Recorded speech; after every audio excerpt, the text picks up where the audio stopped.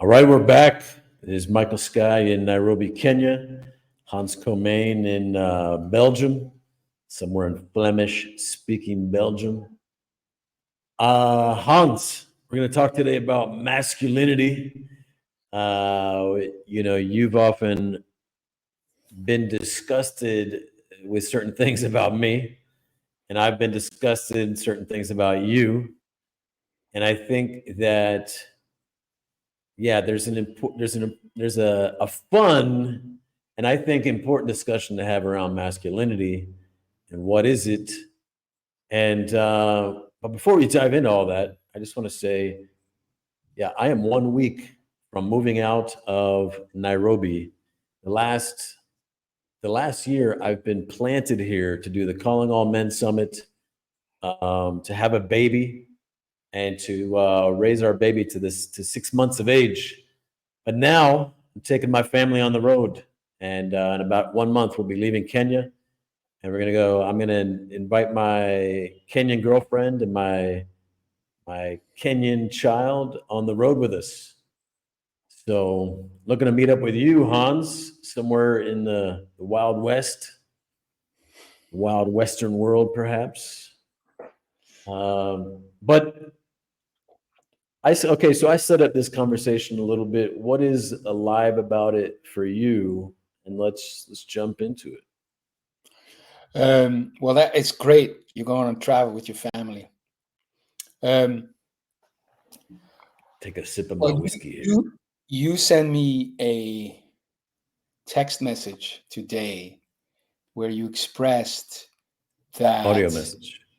an audio message where you expressed that you had a desire to be among men who are not so much over fixated on, say, looks, image, how they're perceived, and but are wilder, rugged, uh, don't spend so much time smelling good. And and I reacted that, well, some personal things, um, but First, I you complimented instantly, me on my good smell, right? yes, from across the world, you smell very good. But yes, apart from the functional statement about overfixation, I took from it that you think that I'm fixated too much on, say, image and aesthetics, and and I saw, and it begged the question for me, because you lumped it in with, masculinity is not that, and it begged the question for me, like, what is masculinity really? What is it? Because one could say rugged, wild, unkept. Those are terms that one could really uh,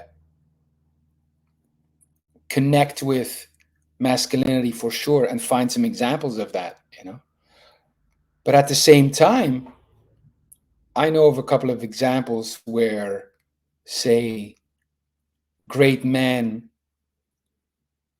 are defending, representing uh, great attention to aesthetics, great attention to, say, care, to being graceful, to style, to athleticism, and all of this.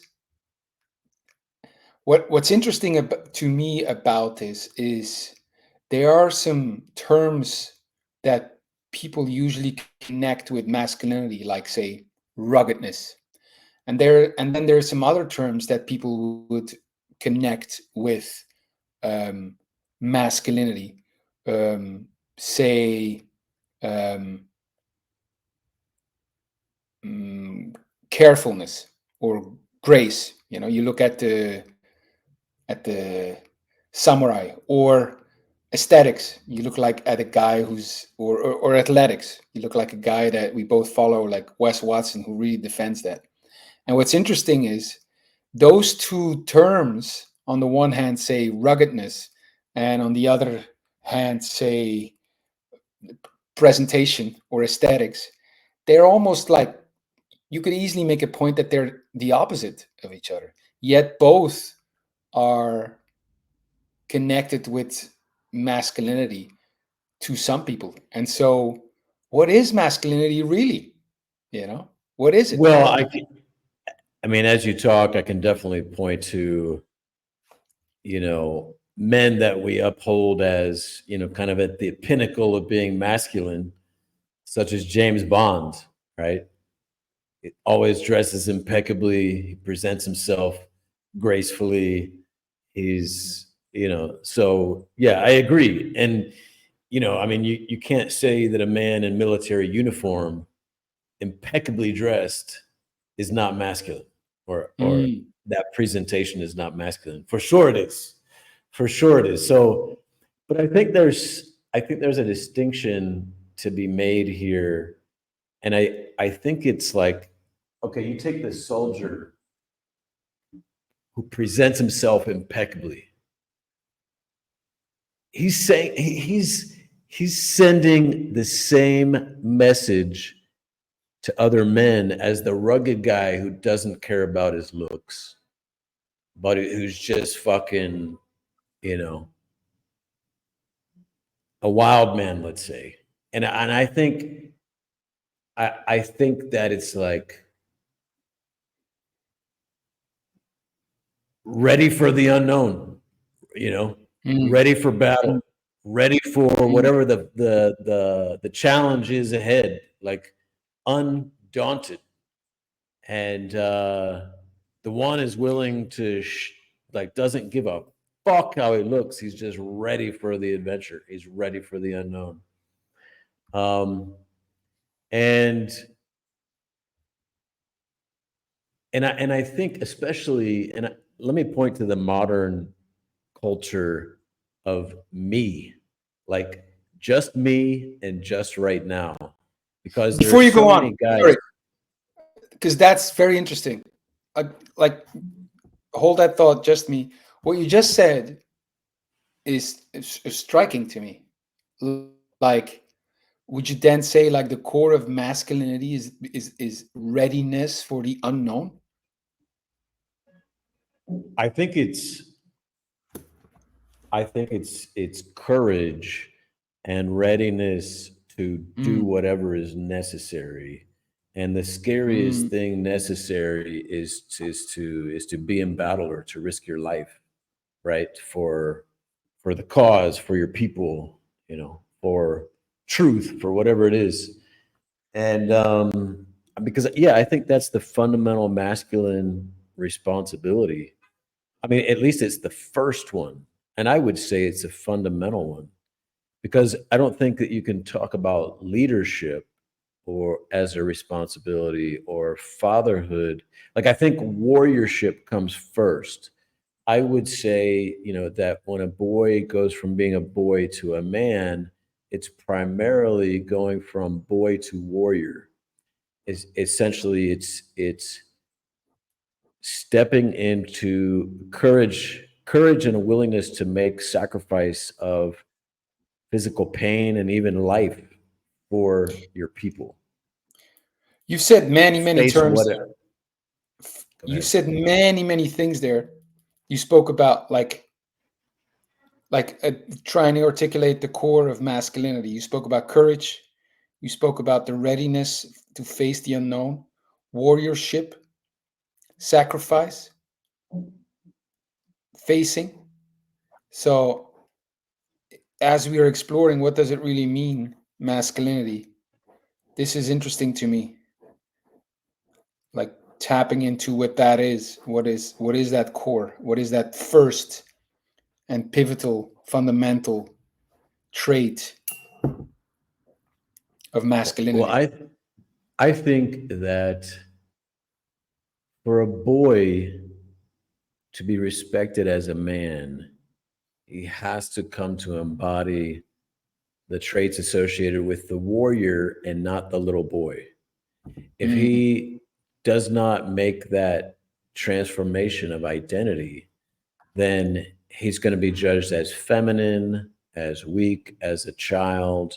And so I think this is the fundamental distinction. And I think that masculine men become disgusted when they interact with another adult male who presents himself as not having grown up in that way, not having chosen to take on a more masculine identity. Well, don't use the same terms. We're trying to explore what that means. Male identity, masculine identity. I really like the warrior idea, that's where becoming a warrior, having the courage, ready to face the unknown, sacrificing. And it's almost now, we were not going to talk about this, but because we had two topics that at least I was fired up about, and the other one was cowardice, Mm. and it's almost like that's what it is. It's the opposite of Yeah. cowardice. Yeah. You were talking about how you have this disgust for men who are not courageous, right? Or men who are exhibit cowardice. Yes. And me the same. And I think it's related to that we've taken on a masculine identity, and it's disgusting to encounter men who refuse this and who insist on acting out the child or the spoiled teenager. With me, it's that the cowardice to me shows in like not taking on life, however that looks like, not going forward, not undertaking, not like accepting invitations or going forward, like taking it on. And that's great to me. That points at the real, fundamental part of masculinity. I love this when you're talking about like courage, facing, I think everything makes a lot readiness. more sense if What? you transplant. I think everything makes a lot more sense in terms of masculinity if you imagine that this is a few hundred or a few thousand years ago. Um, who do men need to be trusted by their tribe, to be trusted by women, to be trusted by other men?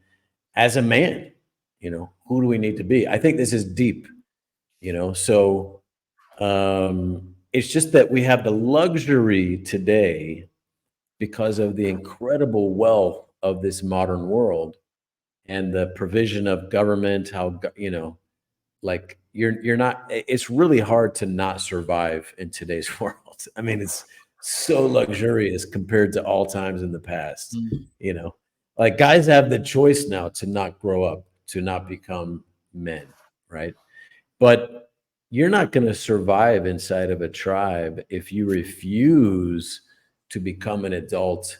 If you're a boy, if you refuse to become an adult male and stand alongside the other men who are willing to make certain sacrifices for their people. Okay. Again, don't. I would suggest you don't use terms like become a man, because that's what we're exploring. What does that mean? And I really like the idea of courage, or the opposite of cowardice. Like where and when have you displayed courage? Like if people are watching, am I a man? Well, where and when have you displayed courage?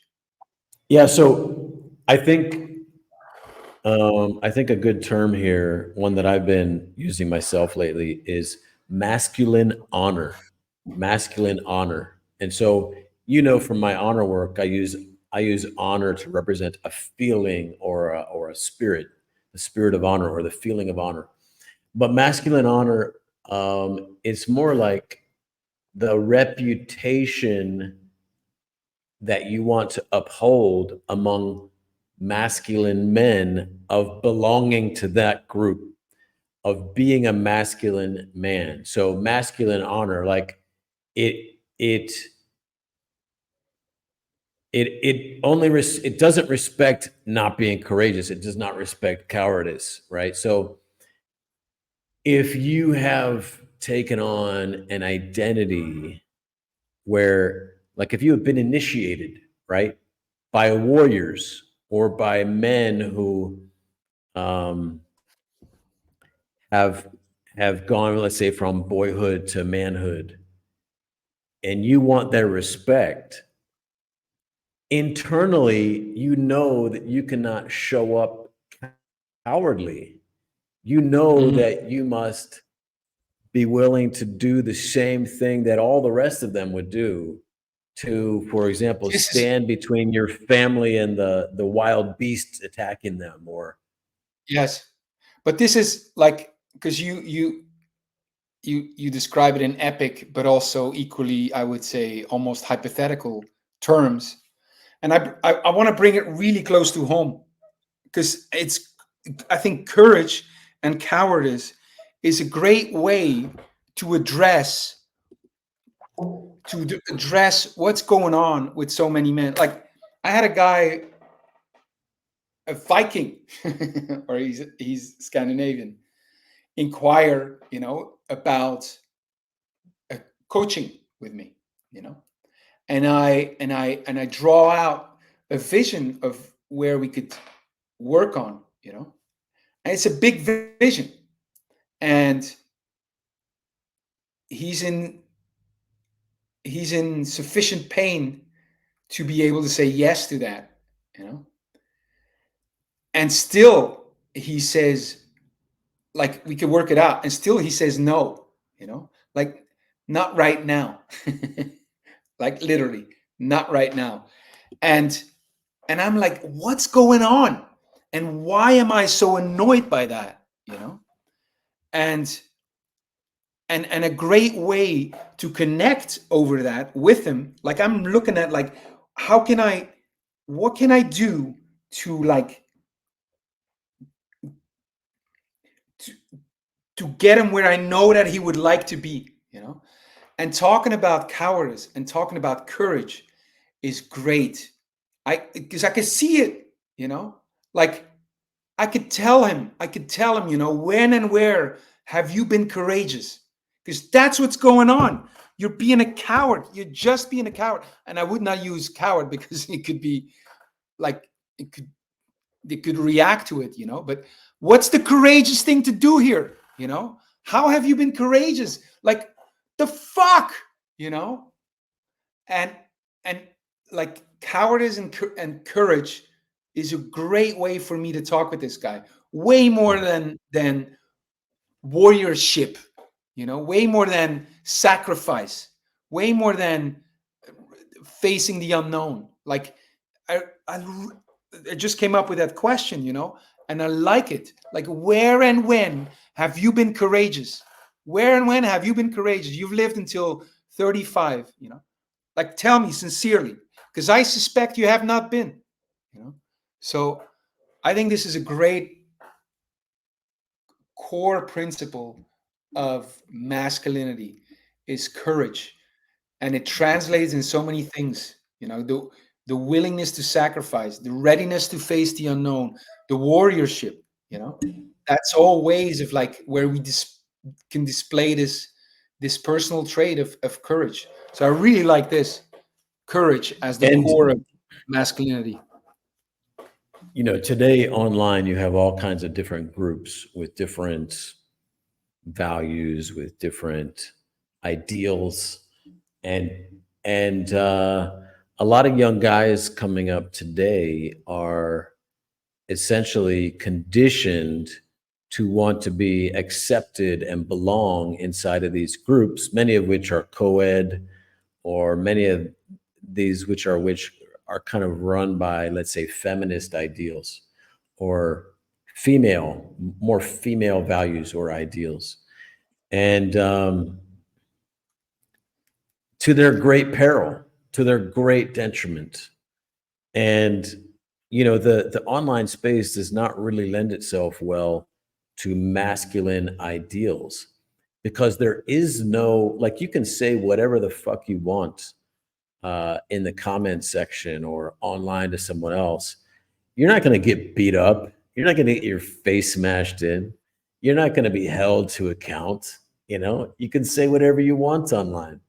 the worst they can do to you is ostracize you, right? Deplatform you, or cut you out of the group, or defriend you, or gossip about you, talk shit about you.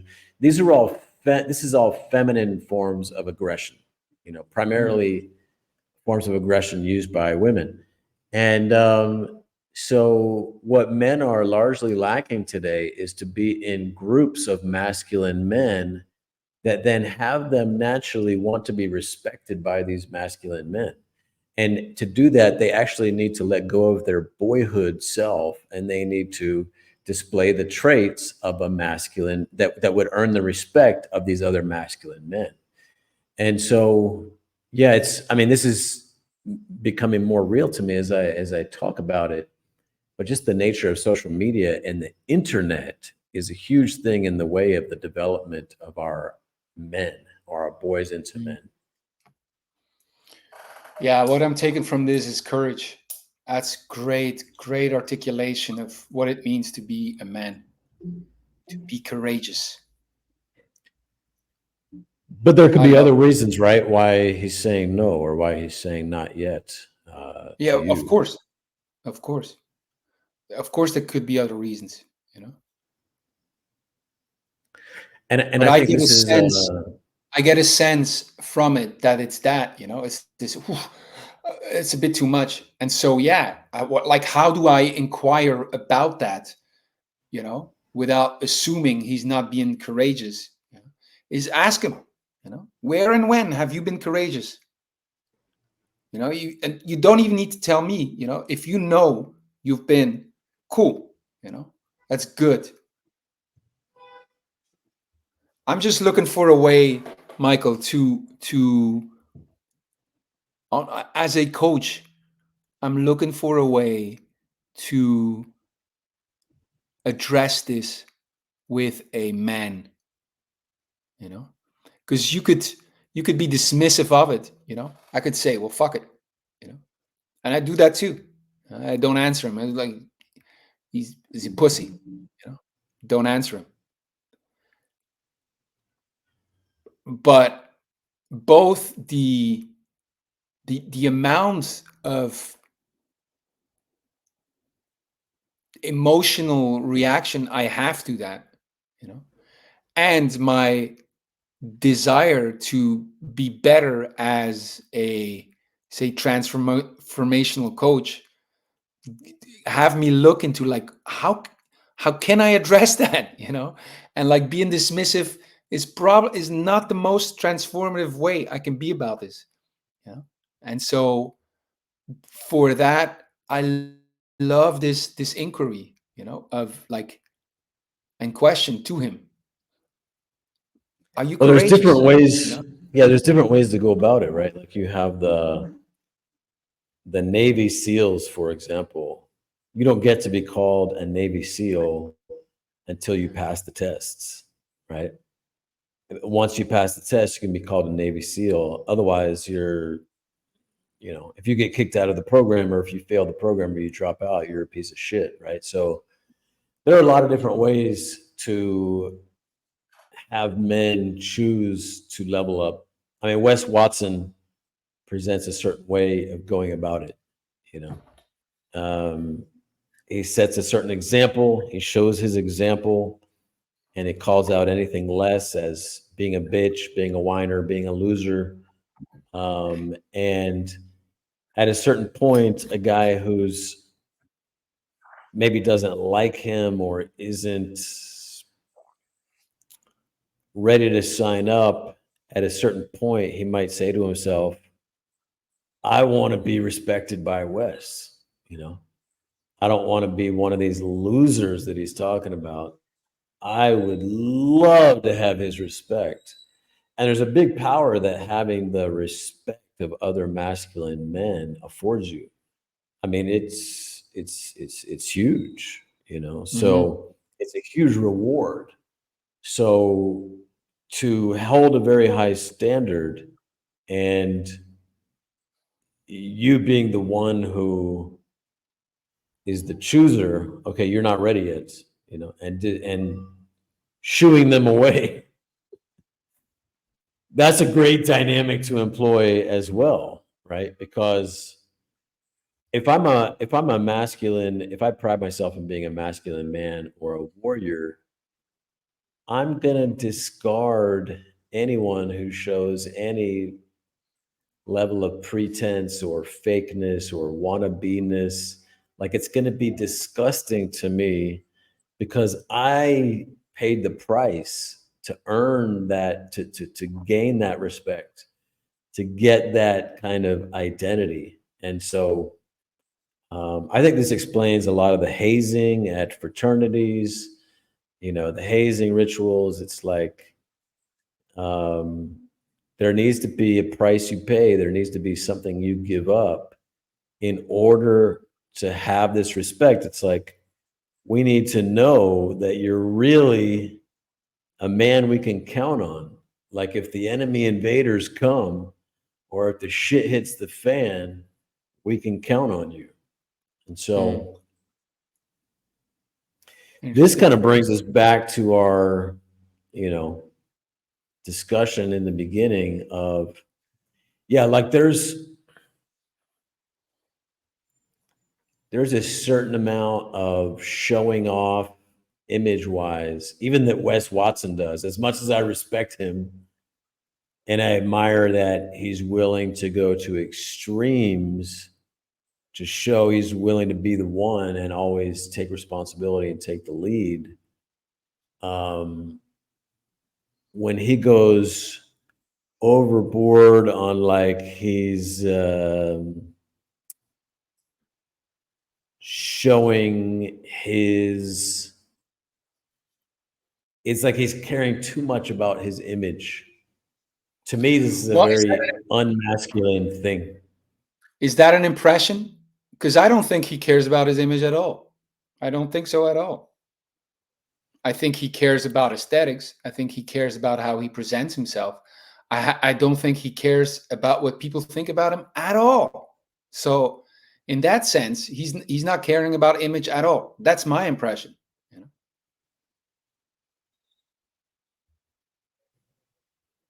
I mean, we don't have examples of his posts and stuff to look at right now, but um, yeah, there are elements of it that I notice, and when I notice, it disgusts me. Now, in large part, and overall, like, I really respect the guy and I admire him.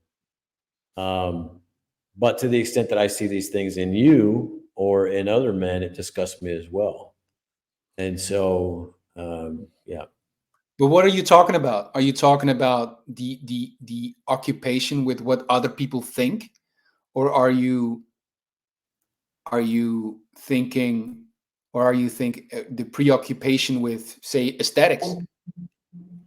I s- okay, so for me, it's about, like, so much attention just on me and just right now. Like, I think the far more masculine thing to do is be thinking about all my people for generations to come. So, for example, when you don't pay any attention to what's going on in the news and what might be coming on the horizon that could threaten your people, and that you're just complete obliviousness to this, I don't view that as masculine at all. I view that as, Okay. like, Well, that's interesting. That's far away from courage, and it is interesting because, and it's a different topic, I would say. You know, because I would say, you know, the attention I give to worldly matters, is attention I am not given to my people, and I wouldn't lump in terms like masculinity on this, but I will say that it's a very conscious choice, to give that attention not to, say, the news, but to give it to my father who wants to tell a story, you know, sure. like But, like, that's different than paying attention to, like being overzealous about an extra inch of body fat or something like this, as opposed to something like courage or being there for your people, or, like, I think that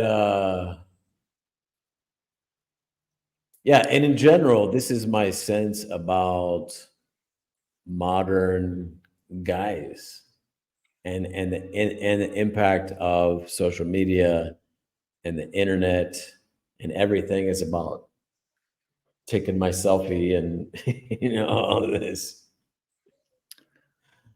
Uh yeah. Yeah. Now, I mean, I said earlier on in the call, there's certain, like we could talk about, there's certain things about you that disgust me. There's certain things about me that disgust you. Um, I think I can be inspired by the things about you that disgust me in a way that I think makes me a greater man, and vice versa.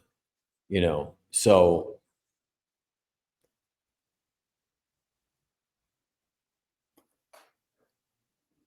Yeah, because if we agree on something, it would be that it's not like, say, the attention to aesthetics. Although you could give examples of it. Like well-dressed men, or say the samurai. That what I learned from this conversation, and I like this, is that it's not the core of what is masculine. I like that. mm, It, I love the idea of that. The core of masculinity is courage. And in the mm. way that, say, attention to aesthetics or style will take away from the courage, I would agree. That's like lack of masculinity Or right there. yeah, or even like it's designed as like a pretense of masculinity, right? Hmm. Like the guys who will grow this big beard out and take all these photos looking really masculine at the expense of actually being masculine men. Like Uh-huh. Uh-huh. that to me is like disgusting in a way. So ask that man with that But beard. if you have a James Bond, right, who's risking his life, who's a badass, who's kicking everyone's ass, and then he shows up with perfect hair and in the perfect suit and the Yes. perfect car and like all that, like that's awesome. But to the So extent it's that he's not prioritized, so it's not the guy, it's not because he has a great beard that he's not masculine. It is if he would not also display courage. So I suggest you, instead of judging the guy with the immaculate beard or the great physique, I would you didn't see what I did, Michael. yeah, well, anyone Um, watching this video is not going to think, what is this? That's a great physique. instead, well, if they're cyclists, they will love it.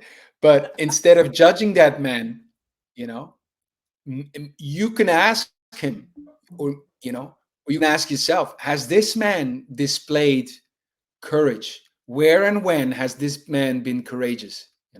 Because it's the absence of that which is we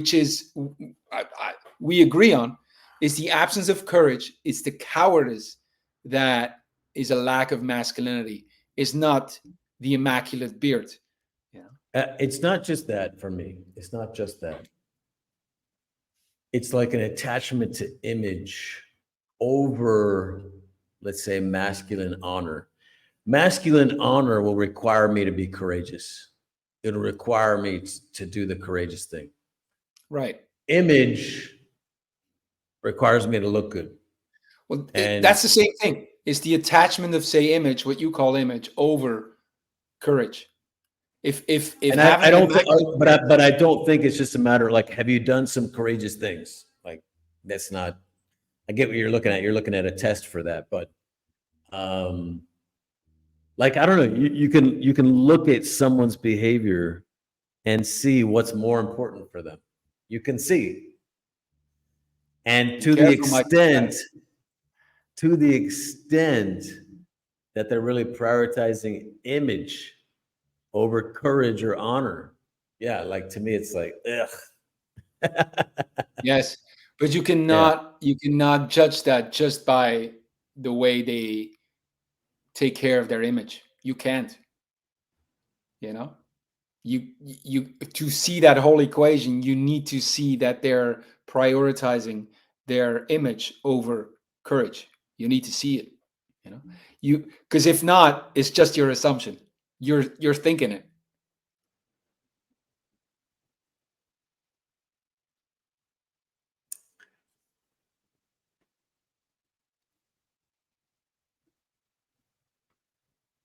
Well, I don't know. I mean, I'll tell you this. I'm even kind of disgusted myself about the idea of me doing so much social media content that's all about me and like, look at me, and like me, like in a way that itself seems not masculine, you know? I agree with that. You know, I remember. I don't know It's where it it's was. but it's the tool that we have, right? It's the given tool, right?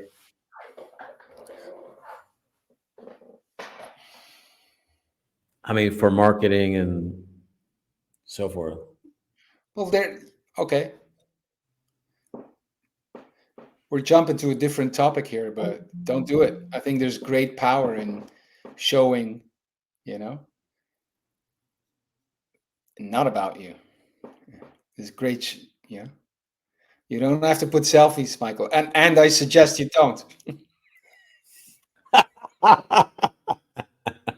For aesthetic reasons. because people will.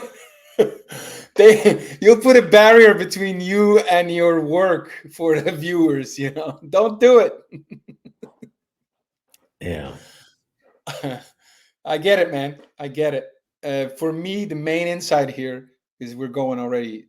For me, the great insight here is um, the core of masculinity is somewhere along the lines of courage. That Mm, resonates so deeply within me, and it gives me a mm, great way to talk about it, explore it further with men, because I know I'm triggered by it. You know, I'm I used to think maybe it's stupidity, but it's not. It's cowardice.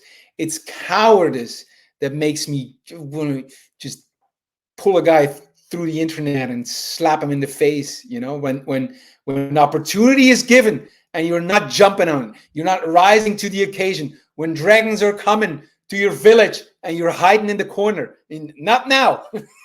I'm not ready right. yet. You're hiding in the corner, like combing your beard. Taking selfies. We're being attacked by dragons. Well, what if the dragon thinks I don't have a proper beard for the fight? Yeah. That's such a great, powerful. I mean, it's perfect for me now to see that, and it's a great upgrade to and a great entry point to talk about masculinity, to talk about like what is it that I'm so triggered about so often with men nowadays, and it's cowardice, it's lack of courage. That's the number one thing. You know, a guy who's not taking the bull by the horns, a guy who's not taking seizing the opportunity he's been given, a guy who's complaining and moaning and bitching and crying aloud. You know, it's is a lack of courage. It's cowardice, and it really starts for me like a whole way of talking about this, addressing this with a guy in a sense, in a way that he could go, okay, like I hear a stronger calling, and it's impossible for me now to say no to that. So By the way, I just want to honor you for the courage that you display in wearing that tank top that shows your arm muscles or lack thereof. actually, this was a gift by you, and Yes, just for the but viewer, and I cut it off. I yeah, cut it this had off sleeves. so I can show it. No, it's because I sweat a lot That takes and I don't balls. like That definitely takes balls. It takes balls. So it. we've I'll determined teach you Hans about it. has balls. Yes. And it, All you right, know what it guys. does too, Michael, is this. Like, sorry, maybe it's, but like I see when I look at my life, you know, I feel inadequate in many ways, or not skilled in many ways. But I take comfort in I take comfort in the idea that when presented opportunity, I've gone for it. I've gone for it. I have not been a coward. I've not been a coward. And it's not like I've never done wrong when I knew what's right. No, I've never hidden when I felt called to face something. I've never hidden when I felt called to face something. And that gives me so much peace, you know. And this conversation makes that clear, and makes me, and probably has me feel even more righteous when I see cowardice and I'm triggered by it. So Respect. Yeah, well, I think as elders, our disgust of cowardice and our shaming of cowardice is a good thing. Our bringing generosity and honor, that's also a great gift, like for younger mm, men. But mm, the shaming and the disgust is, I think it's an important thing as well. You know, it's like I can honor and hold sacred the essence of who you are, and I'm disgusted by your behavior. Right. So, I yeah. like that. Wow. And that's for a different topic, but I'll tell you this, that's why people have trouble getting your work, is because they cannot make a distinction between the two. They cannot dislike and at the same time honor. They cannot be disgusted and honor. And you see it in when people think, like, people think that the other needs to deserve to be honored, you know. And it's, I see it when we do the group right now. It's a blockage for guys. They're like they what? I have to honor my father, that motherfucker, you know? Yes. Yes, Yeah. liberation is where you honor your worst enemy. When you can do that, you'll be free, you know? Anyway, that's a whole different topic, but maybe it's a cliffhanger for a next conversation. Yeah. Well, as men and elders, we can honor and at the same time shame. It's like at Mm. the core of it, you honor, but you shame the behavior. You can honor the person and shame the behavior. And so, men who are choosing not to grow up, not to be men, we must shame that behavior. I think I that's love important, it. but we Honor the honor the person, man. shame the behavior. You can be so much more. Okay, Michael, that's a lot. That's great. Thank you, Hans. Thank you, Until Michael next Skye. time, See you, Ronin gentlemen. Radio.